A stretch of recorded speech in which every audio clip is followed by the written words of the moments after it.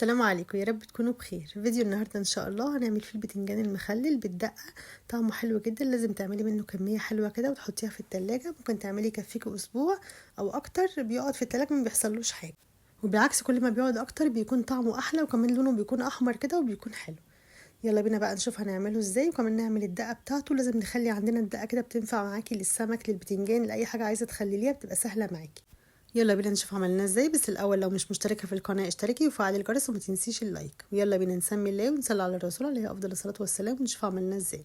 طبعا البتنجان اللي هنسلقه ما نحطش فيه السكينه خالص، انت بتقطعي العنق بتاعه كده بايدك عشان خاطر ما تقطعوش ويشرب منك ميه. وبعد ما بيتسلق بتفتحيه بقى عادي، بيكون طري معاكي ومستوي، تفتحيه عادي برده بسكينه او بايدك زي ما انت عايزه.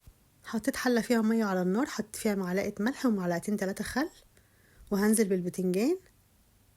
طبعا البتنجان لو حجمه اصغر من كده كمان، بس دوت اللي كان موجود، حجمه اصغر شويه من كده بيكون حلو. وكمان تحطي عليه بنجر كده لو عندك، بيديله لون حلو قوي وكمان طعمه بيكون حلو. فانا قطعت، كان عندي بس نص بنجريه كده، قطعتها كام حته وحطيتها في الميه. لو البنجر مش موجود عندك حطي حبه بابريكا عشان خاطر لونه يحمر ويكون لونه حلو. اغطي عليه بقى واسيبه يتسلق لحد ما يستوي كويس. دلوقتي انا هعمل الدقه، هعمل بقى برطمان كده يكون عندي طول رمضان، ينفعني في تخليل السمك او البتنجان، او اخد منه كده على اي حاجه يكون سهل معايا. هينفعك قوي لو عملتيه، مش هتكسلي انك تعملي حاجه. دول حوالي كيلو توم كده اخضر، شلت القشره بتاعته من بره، يعني كان حوالي نص الكبه كده او اقل حاجه بسيطه.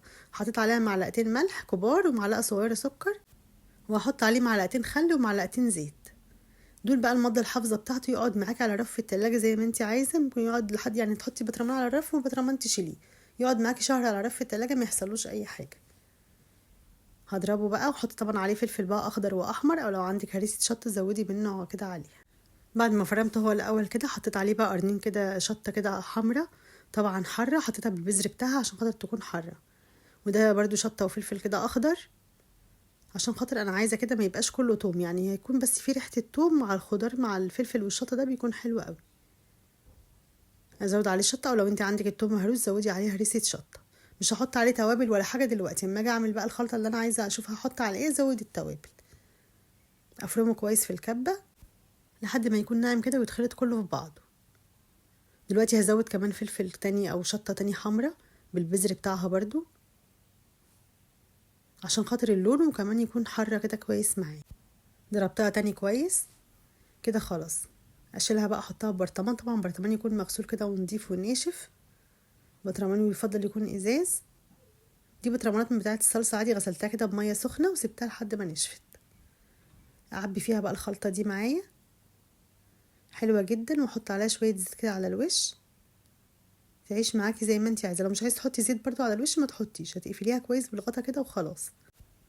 هعبي برطمان تاني كمان، دوت بقى خليه على رف التلاجة قدامي، اخد منه على طول. هعمل سمك او بتنجان، او اخدت منه كده على الصلصه بتاعه المحشي، يعني لو خدت منه معلقه صغيره على حاجه يبقى كانها بالظبط فص توم واحد.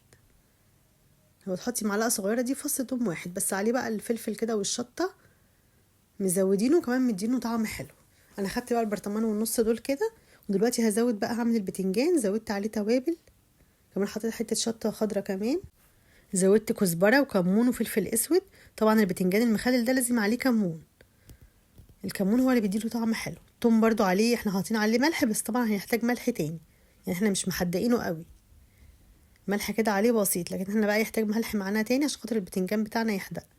فانا زودت له ملح مبهر، ملح اللي عليه بهارات، وزودت كمون صافي وكزبره وفلفل اسود، واعصر بقى ليمون، وازود خل، عصرت بقى ليمونتين كده كبار عليه، وازود كمان معلقتين 3 خل، وضربتهم بقى كده لفتين كده بس في الكبه.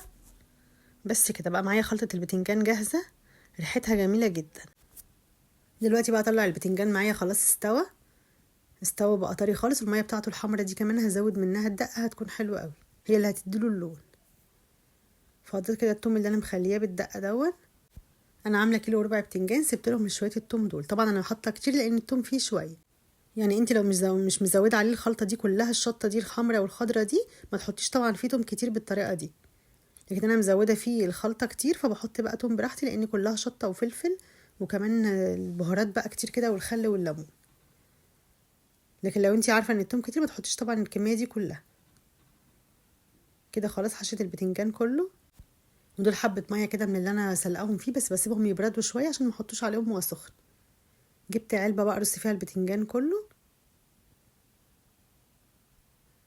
رصيته كله، وازود عليه بقى بقيه الخلطه اللي فاضله معايا، وكمان ازود عليه الميه اللي فيها البنجر دي، هتحمر لونه وتخلي لونه حلو. اغطيه في العلبه بقى واسيبه لحد ما يبرد خالص، وبعد كده احطه على رف في التلاجة، ينفعني بقى جنب الفطار وجنب السحور. كده الخلطه والبتنجان معايا جاهزين. دلوقتي هعمل فول للسحور. قطعت حوالي 3 حبايات طماطم كده متوسطين، وقرن فلفل واحد كده حر او بارد زي ما تحبيه. زودت حبه كده ملح على الطماطم عشان خاطر تسبك معايا، ملح كده مبهر، ملح بالبهارات بتاعته بالكمون. وده كيس الفول اللي احنا كنا عاملينه، طبعا دايب جدا ومستوي. هقلبه يا دوب تقلبتين بس على النار، وهرسه كده بالمعلقه، او لو عايزه تضربيه في الخلاط برضو براحتك. انا هرسته كده وسبته يغلي كويس. ودلوقتي حط عليه معلقتين طحينه، طبعا بعد الطماطم ما سبكت وحطيت الفول. معلقتين طحينه طبعا بيتقل قوي معاكي، فانت لازم تزوديه حبه ميه، لان احنا عارفين ان الطحينه دي اللي احنا عاملينها حاطين عليها دقيق، فبتتقل لما تتحط على النار. فانا مزوده كوبايه ميه، وبعد كده نزلت عليه بالطحينه، يغلي غلوتين معايا ويكون كده جاهز. بس كده، اتمنى الفيديو يكون عجبكم. لو الفيديو عجبكم ما تنسونيش باللايك والاشتراك في القناه وتفعيل الجرس عشان يوصلكم كل فيديوهاتي. والسلام عليكم ورحمه الله وبركاته. مع السلامه.